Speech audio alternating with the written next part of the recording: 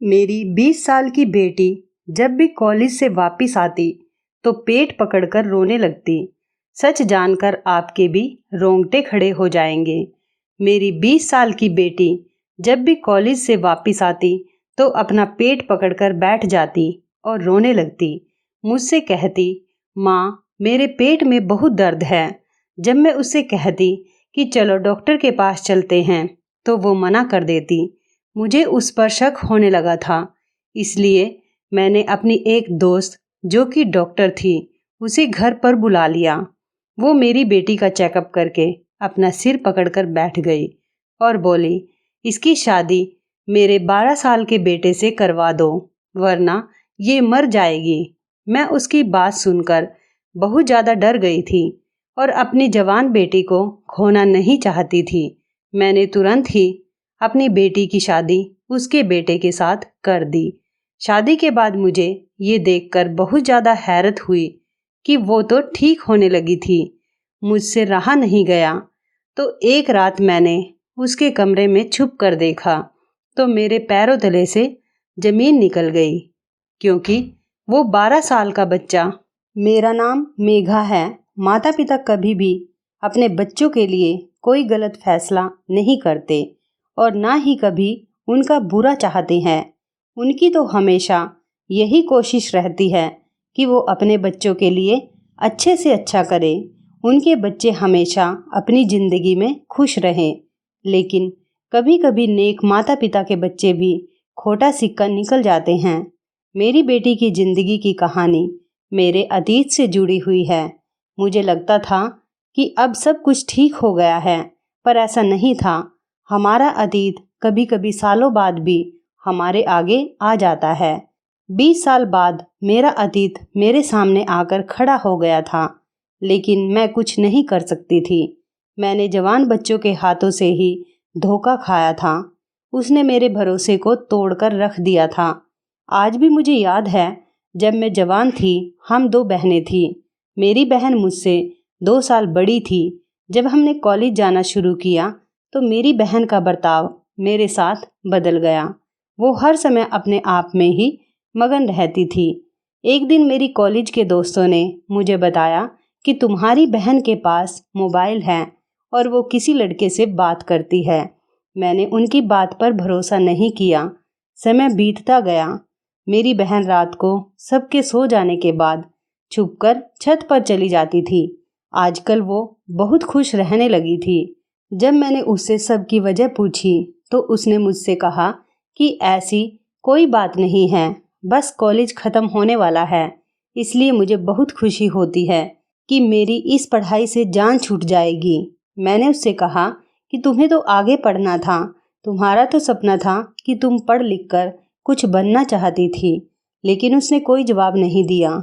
उसने मुझसे कहा कि समय के साथ साथ इंसान के सपने और सोच बदलती रहती है। एक दिन मेरी माँ मेरा बेड साफ कर रही थी तो उन्हें मेरे बिस्तर में से मोबाइल मिला। वो मुझसे पूछने लगी कि ये मोबाइल किसका है। मैंने अपनी माँ से कहा कि मुझे नहीं पता कि यह मोबाइल किसका है और कहाँ से आया और कैसे आया। तब मेरी बहन बोली कि माँ ये झूठ बोल रही है, ये इसका ही मोबाइल है, मैंने खुद ये मोबाइल इसके पास देखा था।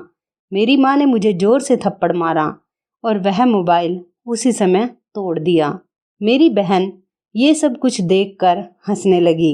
मुझे अब समझ में आया था कि मेरी बहन अपना मोबाइल मेरे पास छुपाती थी ताकि जब मैं उस मोबाइल को ढूंढने की कोशिश करूं तो वो मुझे ना मिले। और एक बार ऐसा ही हुआ था। इस सब के बाद माँ ने मेरा कॉलेज जाना बंद कर दिया और मुझ पर नज़र रखने लगी। जब बाबा ने पूछा कि मैं कॉलेज क्यों नहीं जा रही तो माँ ने उनसे कह दिया कि एग्ज़ाम होने वाले हैं तो यह घर पर रहकर ही तैयारी कर रही है, आप परेशान ना हो, मैं सब देख लूँगी। एक दिन बाबा ने कहा, मेरा दोस्त चाहता है कि अब हम अपने बच्चों की शादी कर दें, वो बड़े हो गए हैं। दीदी का रिश्ता बाबा के दोस्त के घर पर तय हुआ था और ये रिश्ता उसकी मर्जी से ही हुआ था, लेकिन अब वो उस लड़के को पसंद नहीं करती थी। माँ ने दीदी को बहुत समझाया, लेकिन वह माँ की बात नहीं मानी। उस समय माँ को मेरी बात पर विश्वास हुआ कि मैं सच कह रही थी। अब मेरा कॉलेज जाना शुरू हो गया था, क्योंकि सारा सच माँ के सामने आ चुका था। एक दिन मेरी दीदी ने खुद बाबा से कहा कि वो अपनी मर्जी से शादी करना चाहती है। किसी भी हाल में वो उनके दोस्त के बेटे से शादी नहीं करेगी। वैसे भी उन लोगों के घर में खाने पीने को तो कुछ है नहीं। मेरी ख्वाहिश, मेरे सपने वो कैसे पूरे कर सकते हैं। बाबा ने कहा कि मैं अपने दोस्त को जुबान दे चुका हूँ और अब तो आकाश की भी नौकरी लगने वाली है, और वैसे भी जो कुछ मेरे पास है वो सब तुम दोनों बहनों का ही है। मैं कौन सा अपने साथ लेकर जाने वाला हूँ। अब मैं तुमसे इस बारे में कोई बात नहीं करना चाहता। लेकिन दीदी भी अपनी जिद पर अड़ी रही और कहने लगी, अगर आप लोगों ने मेरे साथ जबरदस्ती की तो मैं खुद खुशी कर लूँगी, लेकिन किसी भी हाल में आकाश से शादी नहीं करूँगी। दीदी की बात सुनकर मेरी माँ बहुत ज़्यादा परेशान हुई। बाबा के दोस्त भी शादी के लिए जल्दी कर रहे थे, क्योंकि उनकी तबीयत ठीक नहीं रहती थी। वो चाहते थे कि अपनी आंखें बंद होने से पहले वो अपने बेटे की शादी कर दे, लेकिन दीदी मानने को तैयार नहीं थी। एक दिन दीदी कहने लगी कि मैं आकाश से कुछ बात करने जा रही हूँ। माँ ने कहा मेघा को अपने साथ ले जाओ। दीदी कहने लगी कि आखिर कब तक मुझे आप यहाँ कैद करके रखेंगी। आप बेफिक्र रहें, मैं घर से भाग नहीं रही हूँ। ये कहकर वो घर से चली गई और शाम को वापस आई। जब वो वापस आई तो बहुत खुश थी। मेरी माँ भी उन्हें देखकर खुश हो गई और सोच रही थी कि शायद आकाश ने उन्हें शादी के लिए मना लिया होगा, क्योंकि आकाश भाई भी दीदी को पसंद करते थे। पर इस बात से सब लोग अनजान थे कि उनकी बेटी, जिसे उन्होंने बहुत लाड प्यार से पाला था और कभी भी किसी बात की कोई पाबंदी नहीं लगाई थी, वो उनकी इज्जत को मिट्टी में मिलाने जा रही है। बेटियां तो माँ बाप की इज्जत और मान होती हैं और अपने माँ बाप की इज्जत की खातिर अपनी जान भी दे देती हैं। पर कुछ बेटियां ऐसी भी होती हैं जो कुछ दिन की मोहब्बत के लिए अपने माता पिता की इज्जत को अपने पैरों तले रोन देती हैं, और वो ये भी नहीं सोचती कि उनके माता पिता ने अपनी सारी जिंदगी उनकी परवरिश में गुजार दी। हम सब लोग सोच रहे थे कि मेरी दीदी आकाश अपने मंगेतर से मिलने जाती है, लेकिन बाबा को ये बात नहीं पता थी, क्योंकि ये बात इस समय बहुत गलत समझी जाती थी। एक दिन जब मैं कॉलेज से वापस आ रही थी तो मैंने दीदी को एक लड़के के साथ बाइक पर जाते देखा। मैंने सोचा कि ये हो सकता है वो आकाश भाई हो, लेकिन जब मैं घर पर आई तो अंकल और आकाश भाई तो हमारे घर पर ही बैठे थे। माँ को भी अब पता चल चुका था कि दीदी उनसे झूठ बोल रही है। माँ ने अपनी इज्जत की खातिर अंकल से झूठ बोल दिया कि दीदी दोस्त के घर गई है। दीदी के पास अब मोबाइल था और उन्होंने हमें ये बताया था कि ये मोबाइल उन्हें उनके मंगेतर ने दिया है। उस दिन भी वो घर पर नहीं थी। मैं समझ गई थी वो अब कभी भी सच नहीं बोल सकती। वो जो भी कर रही थी सब कुछ गलत था, लेकिन अभी उन्हें समझ नहीं आ रहा था। आकाश भाई पढ़े लिखे थे और उन्हें एक अच्छी नौकरी मिलने वाली थी। बाबा के दोस्त के घर के हालात कुछ अच्छे नहीं थे, वो बीमार भी रहते थे। आज वो लोग हमारे घर शादी की डेट फिक्स करने के लिए आए थे। माँ बाबा ने उन्हें 1 महीने बाद की तारीख दे दी थी। दीदी घर पर आई तो सबको देखकर हैरान हो गई।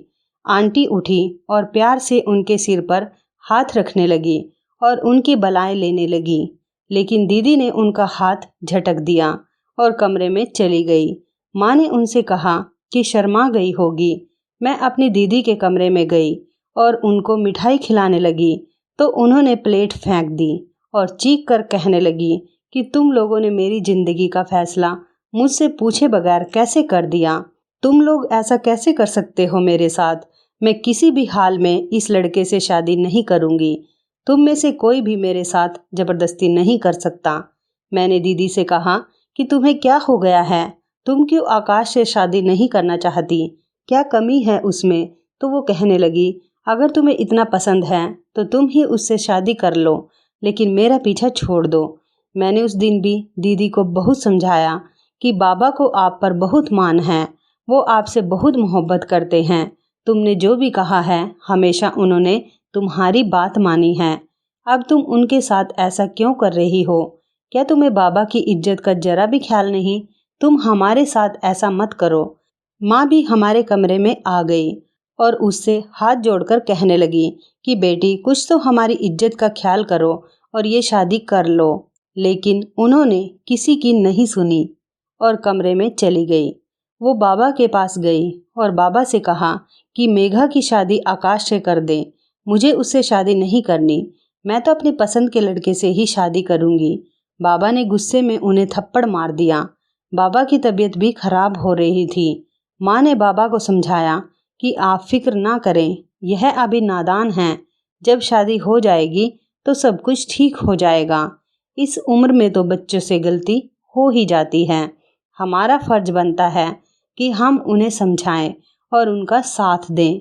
बाबा ने कहा कि मुझे लग रहा है कि यह मेरी इज्जत को मिट्टी में मिलाकर रहेगी, लेकिन तुम भी इससे साफ साफ कह दो, अगर इसने ऐसा कुछ भी किया तो मैं ज़िंदगी भर इसे माफ़ नहीं करूँगा। अगर इसे अपनी मर्जी से शादी करनी है तो मेरी एक शर्त है, इससे कहो कि उस लड़के को यहाँ बुलाए। मैं उसी दिन इसकी शादी उस लड़के से करके इसे विदा कर दूँगा। उसके बाद हमारा इससे कोई रिश्ता नहीं रहेगा और ना ही ये मेरे घर में वापस आएगी। तुम भी इसे भूल जाना और सिर्फ इतना याद रखना कि हमारी एक ही बेटी है। ये सुनकर मेरी माँ रोने लगी, लेकिन जब दीदी को यह बात पता चली तो उन्हें जरा भी अफसोस नहीं हुआ, बल्कि वो तो बहुत खुश हो गई। कहने लगी कि बस एक बार मेरी शादी हो जाए, फिर मैं बाबा को खुद मना लूँगी। वो मुझसे बहुत प्यार करते हैं, मान जाएंगे।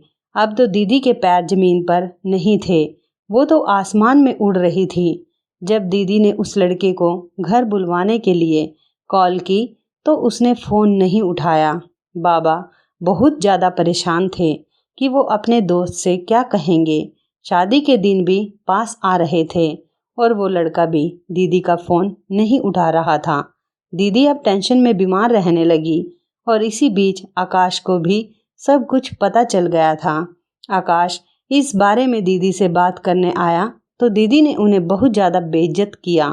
कहने लगी कि तुम्हारी हैसियत क्या है जो तुम मुझसे शादी करना चाहते हो। आकाश जो दीदी का मंगेतर था, उसने कहा कि जब मैंने तुमसे पहली बार शादी के लिए कहा था तब तुमने मुझसे मना क्यों नहीं किया? 4 सालों में ऐसा क्या हो गया जो अब तुमने अपना फैसला बदल लिया? अगर तुम्हें शादी नहीं करनी थी तो तुम उसी समय मुझको इनकार कर देती। मैं कभी भी तुमसे रिश्ता नहीं करता। पर अब शादी की डेट फिक्स हो चुकी है, सब तैयारियां पूरी हो चुकी हैं। अब मैं किसी भी हाल में पीछे नहीं हट सकता। अब बात मेरी इज्जत पर आ चुकी है। दीदी ने कहा तुम्हें जो करना है वो कर लो, लेकिन मैं कभी भी तुमसे शादी नहीं करूँगी। वो लड़का अभी तक दीदी का फ़ोन नहीं उठा रहा था। दीदी उस लड़के के घर भी गई जहाँ वो रहता था, लेकिन उसका कुछ पता नहीं चल सका। उसके पड़ोसियों ने भी उसके बारे में कुछ नहीं बताया और तब मजबूर होकर दीदी को बाबा का फैसला मानना पड़ा। बाबा ने उन्हें 10 दिन का समय दिया था। कहा था कि अगर वो इज्जत के साथ तुम्हारा रिश्ता मांगने आता है तो मैं तुम्हें उसके साथ विदा कर दूंगा। अगर नहीं आया तो तुम्हें मेरी बात माननी पड़ेगी। पर वो नहीं आया और ना ही उसने दीदी का फ़ोन उठाया। अब घर में शादी की शहनाइयाँ बजने लगी। सब मेहमान आने शुरू हो गए थे। दीदी का रो रो कर बुरा हाल था। माँ बाबा ने उन्हें बहुत समझाया कि माँ बाप कभी भी अपने बच्चों के लिए कोई गलत फैसला नहीं करते। माता पिता तो हमेशा अपने बच्चों को खुश देखना चाहते हैं। आकाश एक बहुत अच्छा लड़का है और वो तुम्हें बहुत खुश रखेगा। अगर जिससे तुम मोहब्बत करती हो वो लड़का सच्चा होता तो जिस दिन उसे तुम्हारे रिश्ते के बारे में पता चला था उसी दिन वो मुझसे बात करने के लिए आता। पर उसे सिर्फ तुमसे दिल लगी करनी थी। वो धोखेबाज था। लेकिन दीदी तो उसकी मोहब्बत में अंधी हो चुकी थी। वो सिर्फ अपना ही सोच रही थी। दीदी ने तो वैसे भी शुरू से बस अपना ही सोचा था। उनकी वजह से क्या कुछ हो जाएगा, उनको किसी के बारे में कोई भी परवाह नहीं थी। दीदी की शादी से कुछ दिन पहले मेरे लिए एक रिश्ता आया था। बाबा भी बहुत खुश थे। बाबा ने मेरा रिश्ता तय कर दिया था और सिर्फ घर वालों की मौजूदगी में ही मेरी मंगनी भी कर दी थी। ये सब बहुत अचानक हुआ था कि वो उन लोगों को जानती है और वो बहुत अच्छे लोग हैं। बुआ ही मेरे लिए रिश्ता लेकर आई थी। मैंने तो सोचा भी नहीं था कि इतनी जल्दी मेरा रिश्ता हो जाएगा। माँ ने बताया कि वो काफ़ी दिनों से तुम्हारा रिश्ता मांग रहे थे। लड़के ने तुम्हें देखा हुआ है और तुम्हें पसंद करता है। बुआ कह रही थी कि लड़का बहुत अच्छा है और खाते पीते घर का है। मेरी बेटी तो बहुत खुशनसीब है। मुझे यह जानकर खुशी हो रही थी कि जिस लड़के ने मेरा रिश्ता भेजा है उसने मुझे पहले से देख रखा है। मुझे तो अपनी खुशकिस्मती पर यकीन नहीं आ रहा था। जब मेरी दीदी को सब कुछ पता चला तो वह कहने लगी कि मैं तो आपकी सौतेली बेटी हूँ, जो मेरी एक कंगाल लड़के के साथ शादी कर रहे हैं, जिसके पास मुझे ठीक से 2 वक्त का खाना भी नहीं मिल सकेगा, जो मुझे गरीबी के अलावा और कुछ नहीं दे सकता। मैंने दीदी को समझाया कि किस्मत बदलने में देर नहीं लगती। तुम देखना, आकाश भाई की बहुत जल्दी अच्छी नौकरी लग जाएगी और उसका भी वक्त बदल जाएगा। मुझे भगवान पर पूरा भरोसा है और तुम भी ज़्यादा अनाप शनाप मत बोलो। एक दिन मेरी ननद हमारे घर पर आई और उसने अपने भाई से मेरी बात करवाई। उस दिन पहली बार मैंने अपने होने वाले पति से बात की थी और शायद ये मेरी पहली और आखिरी बात थी। मैं नहीं जानती थी कि अब कौन सी मुसीबत हमारे घर पर आने वाली है। मेरी बहन की शादी का दिन आ गया था और वो बहुत सदमे की हालत में बैठी थी। मेरी कजन कहने लगी, तुम तो ऐसे मुंह बनाकर बैठी हो जैसे जबरदस्ती तुम्हारी शादी कर रहे हो। सच तो यही था जो लोगों को लग रहा था। माँ ने उन लोगों से बहाना बनाया और दीदी को वहाँ से ले गई। अब बारात भी आ चुकी थी, लेकिन किसी को नहीं पता था कि आने वाले पल में सब लोगों पर क्या कयामत टूटने वाली है। जैसे ही बारात आई, सब लोग बारात देखने चले गए। मैं बहुत खुश थी कि मेरी बहन की शादी है। जब मुहूर्त का समय आया और पंडित जी ने दुल्हन को बुलवाने के लिए कहा, मेरी माँ मेरी दीदी को लेने गई, लेकिन वह अपने कमरे में नहीं थी। वो वहाँ से भाग चुकी थी। जाते हुए वह एक लेटर छोड़कर गई थी। उस लेटर में लिखा था, आप लोग मुझे इस शादी के लिए मजबूर नहीं कर सकते। मैं आप लोगों के लिए अपनी खुशियों को नहीं छोड़ सकती, इसलिए मैं ये घर छोड़कर जा रही हूँ। ये सुनते ही बाबा की हालत बहुत ज़्यादा ख़राब हो गई। बाबा के दोस्त को और उनकी फैमिली को भी सब कुछ पता चल चुका था। सब लोग दुल्हन के आने का इंतज़ार कर रहे थे, पर वो तो अपने बाप की इज्जत उतार कर चली गई थी। बाबा रोते रोते कह रहे थे कि मुझसे क्या गलती हो गई, ऐसी क्या कमी रह गई थी मेरी परवरिश में, जो मेरी बेटी ने एक बार भी मेरी इज्जत का नहीं सोचा। अब मैं लोगों को क्या मुंह दिखाऊंगा, सबसे क्या कहूँगा कि मेरी बेटी अपनी शादी छोड़कर कहाँ चली गई। पापा के दोस्त ने कहा कि तुम फिक्र मत करो, मेघा हमारी बेटी है। अगर आपकी एक बेटी हमारे घर की बहू नहीं बन सकती तो क्या हुआ, दूसरी बेटी बन सकती है। बाबा ने मेरी तरफ देखा। मुझे उनकी आंखों में एक उम्मीद दिखाई दी थी। ये सुनकर मैं अपनी माँ के गले लगकर रोने लगी। मैंने माँ से मना किया, ऐसा नहीं करे। बाबा ने भी अपने दोस्त से कहा कि मेघा की तो मंगनी हो चुकी है, मैं उन लोगों से क्या कहूँगा। तब बाबा के दोस्त ने कहा कि मंगनी ही तो हुई है, शादी तो नहीं हुई। उनसे कह देना कि मेघा की शादी जहाँ होनी थी वहाँ हमने कर दी। इस तरह अचानक से मेरी आकाश से शादी हो गई, जिसके बारे में मैंने कभी ऐसा सोचा भी नहीं था। आज वो मेरे सामने मेरा पति बनकर खड़ा था। हम लड़कियों के साथ ही हमेशा ऐसा क्यों होता है? क्यों हमें हमेशा कुर्बानी देनी पड़ती है? माँ बाप अपनी इज्जत के खातिर अपनी दूसरी बेटी के सपनों को तोड़कर रख देते हैं। मेरी बहन के किए की सज़ा मुझे मिली थी और वो खुद न जाने कहाँ चली गई थी। किसी ने भी उसकी खबर नहीं ली थी। बाबा ने कहा था कि वो आज से हमारे लिए मर चुकी है। मेरा और इस घर से किसी भी इंसान का उस लड़की से अब कोई रिश्ता नहीं रहा। मैं अपने माता पिता की दुआओं से विदा होकर अपने ससुराल चली गई, लेकिन अभी मेरा इम्तिहान ख़त्म नहीं हुआ था। ज़िंदगी भी उन्हीं लोगों का बार बार इम्तिहान लेती है जो पहले से बिखरे हुए हों। माँ ने मुझे समझाया था कि सब कुछ भूलकर अब तुम्हें इस रिश्ते को निभाना होगा, क्योंकि अब से वही तुम्हारा घर है। लेकिन एक लड़की का कभी अपना घर नहीं होता, वो तो हमेशा ही एक जगह से दूसरे जगह जाती रहती है।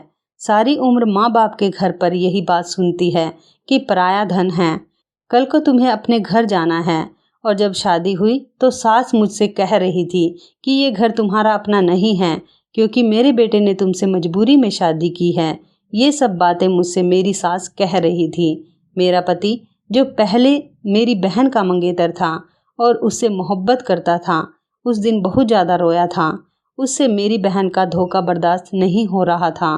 काश जब दीदी ने बार बार शादी से मना किया था तब ही ये लोग रुक जाते। मेरे पति ने भी मुझसे साफ साफ कह दिया था कि वह मुझे अपनी पत्नी के रूप में स्वीकार नहीं कर सकता, क्योंकि मजबूरी में बनाए गए रिश्ते कभी कामयाब नहीं होते। मुझे अभी इन सब से निकलने के लिए थोड़ा समय चाहिए। जब मैं अपने मायके जाती तो माँ मुझे समझाने लगती। बाबा भी मुझसे अब और ज़्यादा मोहब्बत करने लगे थे, क्योंकि मैंने बाबा की इज्जत बचाई थी। बाबा ने मुझसे कहा कि जो लड़की अपने पति का दिल जीतना जानती हो वो कभी हार नहीं मानती। तुम भी अपने पति के दिल में अपनी जगह बनाने की कोशिश करो। जब तुम उसका दिल जीत लोगी तो वो अपना अतीत भूल जाएगा। मैं जानता हूँ मैंने तुम्हारे साथ सही नहीं किया। आकाश मेरे दोस्त का बेटा है और मैं उनको बहुत अच्छे से जानता हूँ। वो बहुत शरीफ लड़का है, अभी तो सदमे में है, उसके दिल को चोट पहुँची है। तुम देखना, एक समय आएगा कि तुम मुझसे खुद कहोगी कि बाबा आपने मेरे लिए अच्छा फैसला किया था। मैं बाबा के गले लगकर रोने लगी। मैं इसी कोशिश में लगी रहती थी कि अपने पति का और अपने ससुराल वालों का दिल जीत सकूं। मेरे ससुर तो बहुत अच्छे थे और मुझसे बहुत प्यार भी करते थे, लेकिन मेरी सास और मेरी ननदें मुझे पसंद नहीं करती थी। ऐसा नहीं था कि मैं अपनी बहन से खूबसूरत नहीं थी, बस उन लोगों का गुस्सा था जो मेरी बहन ने उन लोगों के साथ किया था। अब वो अपना गुस्सा मुझ पर निकालती थी। अब मेरे पति को नौकरी मिल गई थी और कंपनी की तरफ से घर और गाड़ी भी मिली थी। तो मेरे ससुर ने कहा कि मेघा के कदम हमारे घर के लिए बहुत शुभ हैं, लेकिन सब लोगों ने ये बात हवा में उड़ा दी थी। पर मुझे इस बात का कोई अफसोस नहीं था। हर इंसान को उसके नसीब का मिलता है। समय ऐसे ही निकलता जा रहा था। मैं बहुत कोशिश करती थी कि मैं अपने पति के दिल में अपने लिए जगह बना लूं, लेकिन जब भी मैं उनका दिल जीतने की कोशिश करती तो वो मुझे धुतकार दिया करते थे। मुझसे कहते थे कि मैं कुछ भी कर लूं, लेकिन उनके दिल में कभी भी जगह नहीं बना सकती। उन्होंने मुझसे कहा कि वो मौका देख रहे हैं, मौका मिलते ही वह मेरे बाबा से बात करेंगे और मुझे छोड़ देंगे। कुछ दिनों बाद माँ की कॉल आई। खबर मिली कि बाबा का देहांत हो गया है। मुझे अपने कानों पर यकीन नहीं आया और मैं चकरा कर वहीं पर बैठ गई।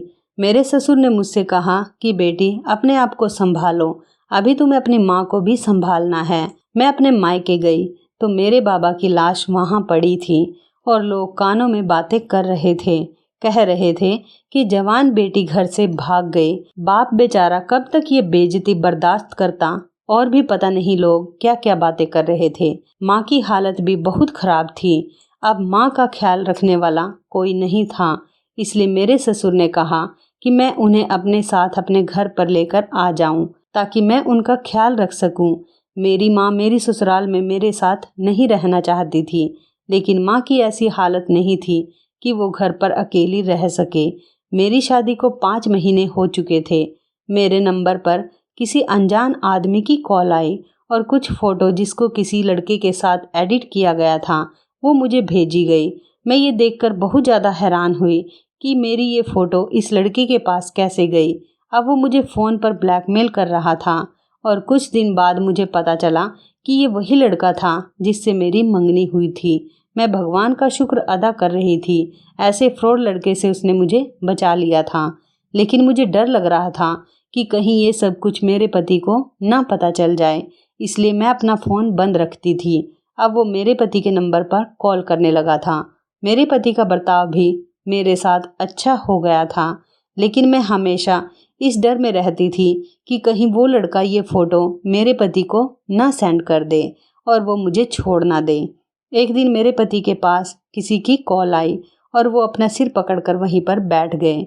मैंने उनसे पूछा कि क्या हुआ, तो वो कहने लगे कि तुम्हें एक बात बतानी थी, लेकिन तुम्हारे बाबा के देहांत की वजह से मैं तुमसे बात नहीं कर पाया था।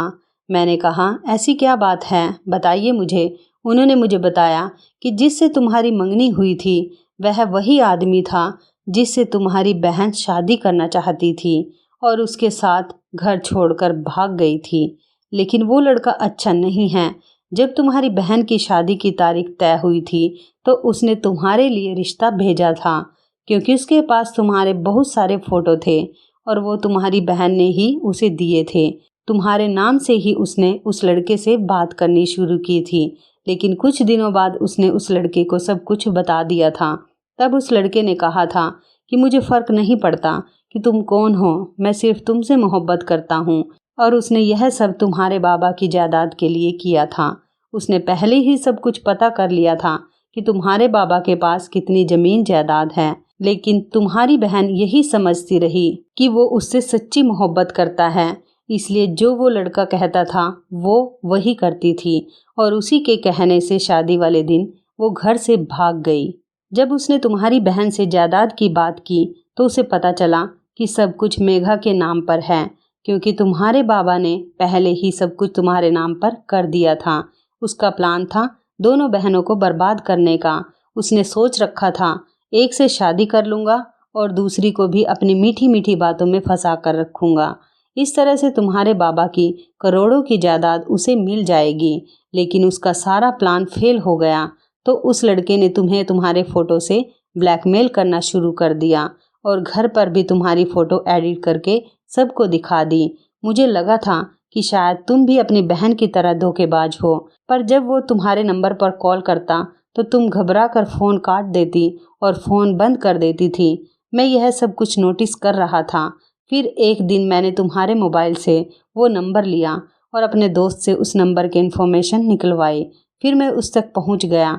जिस दिन तुम्हारे बाबा की डेथ हुई उसके अगले दिन ही तुम्हारी बहन का मेरे पास फ़ोन आया था और वो मुझसे अपने किए की माफ़ी मांग रही थी। उसने मुझे बताया उस लड़के ने उसे धोखा दिया है। वो कहता है कि अपने बाप से पैसे लेकर आओ, लेकिन सब कुछ तो मेघा के नाम पर है। मैं कहाँ से ला कर दूँ उसे पैसे। उस लड़के ने मुझे धक्के मारकर अपने घर से निकाल दिया और मुझसे शादी भी नहीं की। तुम्हारी बहन घर आना चाहती है और अब वो लड़का जेल में है। वो पहले से ही शादीशुदा था और उसके बच्चे भी थे। उसकी पत्नी ने उसके ऊपर केस कर दिया। उसकी पत्नी ने ही मुझे सब कुछ बताया है। मैंने अपने पति से कहा कि आपने मुझसे एक बार भी नहीं पूछा कि वह लड़का मेरे बारे में सच कह रहा है या झूठ। मेरे पति ने कहा, तुम्हारे बाबा ने एक बार मुझसे कहा था कि कभी भी मेरी बेटी पर शक मत करना, इसलिए नहीं कि वो मेरी बेटी है, बल्कि इस वजह से कि उसने अपने बाप की इज्जत बचाई है और अब वो तुम्हारे घर की इज्जत है। तुम भी अपना अतीत भूलकर मेघा को अपना लो, क्योंकि जो बेटियां बाप की इज्जत की खातिर अपना सिर झुका देती हैं वो बहुत ज़्यादा मान और मोहब्बत करने वाली होती हैं। वो कभी भी तुम्हारा भरोसा नहीं तोड़ेगी। मेरे पति मुझसे माफ़ी मांगने लगे और मैं सोच रही थी कि मेरे बाबा ने मुझसे सही कहा था। आकाश बहुत अच्छा है और मैं उसके साथ बहुत खुश रहूंगी। उसने मेरे कहे बगैर ही सब कुछ संभाल लिया था, वरना पता नहीं क्या हो जाता। मेरी बहन एक दिन घर आई और सबसे माफ़ी मांगने लगी, लेकिन किसी ने भी उसे माफ़ नहीं किया। अब वो दर दर की ठोकरें खा रही थी। मेरी शादी को भी 3 साल हो गए थे और मैं प्रेग्नेंट थी। अब मेरी सास का बर्ताव भी मेरे साथ अच्छा हो गया था। वो मेरा बहुत ख्याल रखती थी। मैंने भी सब कुछ भूलकर एक नई जिंदगी की शुरुआत की थी। कुछ दिनों बाद ही मेरे घर में एक प्यारी सी बेटी ने जन्म लिया था। मेरा पति बहुत खुश था। ऐसे ही वक्त गुजरता गया और मेरे बच्चे स्कूल से कॉलेज जाने लगे। मेरे 4 बच्चे थे। सबसे बड़ी मेरी बेटी थी। जब मेरी बेटी पैदा हुई थी तो मेरे परिवार वाले और मैं बहुत ज़्यादा खुश थे, पर अब जैसे जैसे वो बड़ी हो रही थी वो बहुत ज़्यादा चिड़चिड़ी होने लगी थी। अपने भाइयों से भी लड़ती रहती थी और हमसे भी अच्छे से बात नहीं करती थी। पता नहीं क्यों वह मुझसे दूर होती जा रही थी। जब मैं उससे वजह पूछती तो वो कहती कि मम्मा आप तो मेरे पीछे पड़ी रहती हो। वो सिर्फ अपने कमरे में अकेली रहती थी, किसी से बात भी नहीं करती। जब एक दिन मेरी बेटी का रिश्ता आया तो हमने मना कर दिया, क्योंकि वो अभी पढ़ रही थी और अभी हमारा उसकी शादी का कोई इरादा नहीं था।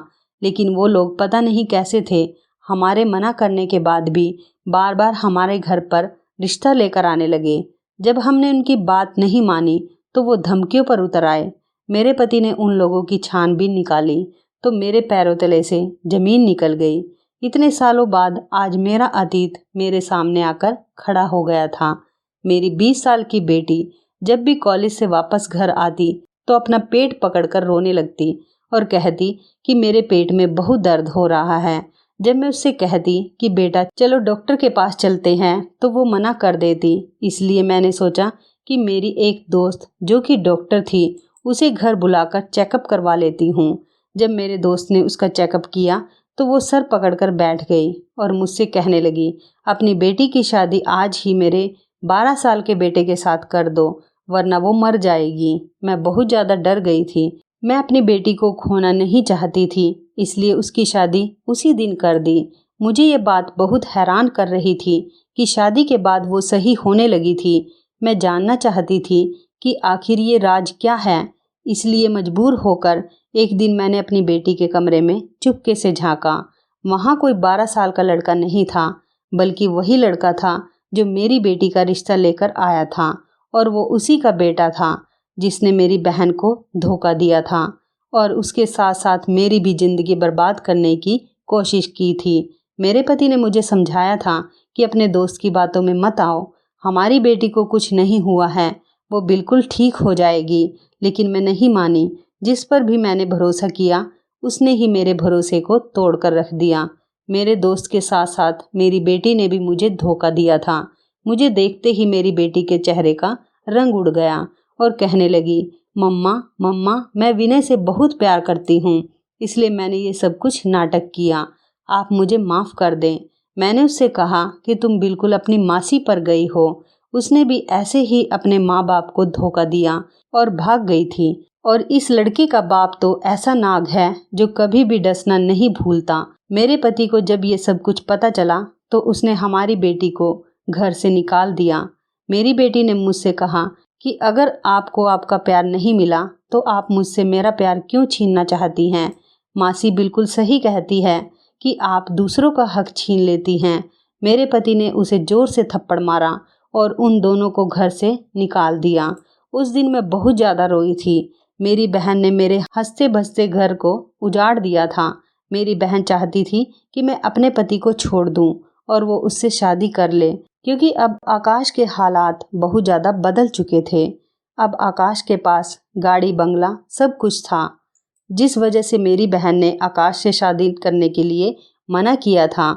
आज वो सब कुछ आकाश के पास था, लेकिन यह सब कुछ तो नसीबों का खेल होता है। जब मेरी माँ ने उसे समझाया था तो वो ये बात नहीं समझी थी। एक दिन मेरी बहन का एक्सीडेंट हो गया और वो अपने हाथ पैरों से लाचार हो गई। मेरे पति मुझसे बहुत प्यार करते थे, वरना पता नहीं मेरा क्या होता। मैंने अपनी बेटी को भी समझाने की बहुत कोशिश की कि ये लड़का तुम्हारे लायक नहीं है, और जब हमने उसके रिश्ते से मना कर दिया तो उन दोनों ने मिलकर ये प्लान बनाया और पेट के दर्द का नाटक करके मुझे बेवकूफ़ बनाया। वो ये भूल गई थी कि माता पिता अपने बच्चों के लिए कभी भी बुरा नहीं सोचते। अभी मेरी बेटी रोती हुई मेरे घर पर आई और मुझसे माफ़ी मांगने लगी। कहने लगी कि मम्मा मैं भटक गई थी कि मासी ने मुझे आपके खिलाफ़ कर दिया था, लेकिन मुझे सब कुछ पता चल गया है कि उन्होंने आपके बारे में जो भी कहा था वो सब कुछ गलत था। मेरे पति ने मुझे डिवोर्स दे दी और धक्के मारकर अपने घर से निकाल दिया। मेरे पति ने मेरी बेटी को माफ़ नहीं किया और कहने लगे कि हमारी कोई बेटी नहीं है। मैंने अपने पति से कहा कि मैंने आज तक आपसे कुछ नहीं मांगा, आज मांग रही हूँ। हमारी बेटी से भूल हो गई थी, इसे माफ़ कर दो। वो शादी करके ही इस घर से गई थी, और बच्चे तो कितनी भी बड़ी गलती कर ले, लेकिन माँ बाप के लिए तो वो प्यारे होते हैं। मेरे पति ने भी उसे माफ़ कर दिया। और आपको भी ये बात याद रखनी चाहिए, जिन माता पिता ने हमें जन्म दिया हमारे लिए अपनी ख्वाहिशों को मारा, तो हमारे माता पिता का सबसे ज़्यादा हक हमारे ऊपर होता है। अगर कोई बाहर से आकर कहे कि वो आपसे बहुत मोहब्बत करता है तो वो झूठ बोल रहा है, क्योंकि आज के समय में कोई किसी से मोहब्बत नहीं करता। बस सब लोग अपना दिल बहलाते हैं और छोड़कर चले जाते हैं। इसलिए बहुत सोच समझकर भरोसा करें। दोस्तों, उम्मीद करती हूँ आपको हमारी कहानी पसंद आई होगी। कहानी पसंद आई है तो वीडियो को लाइक करें। दोस्तों, आपको हमारी ये मज़ेदार कहानी कैसी लगी, आप हमें कमेंट बॉक्स में ज़रूर बताएं। यदि आपके पास भी ऐसी कोई प्यारी सी कहानी है या फिर ऐसी कोई और कहानी जिससे कुछ शिक्षा मिले, तो आप हमारे साथ उसको ज़रूर शेयर करें। दोस्तों, यदि आपको हमारी ये वीडियो अच्छी लगे तो आप हमारी इस वीडियो को लाइक शेयर ज़रूर करें, हमारे चैनल को भी सब्सक्राइब करें। और यदि आप हमें फेसबुक पर देख रहे हैं तो आप हमारे फेसबुक पेज को लाइक और फॉलो ज़रूर करें। तो दोस्तों, फिर मिलते हैं ऐसी ही ज़बरदस्त कहानी या टिप्स के साथ नई वीडियो में। तब तक के लिए धन्यवाद। आप सभी अपना ख्याल रखना। आपका दिन शुभ व मंगलमय हो।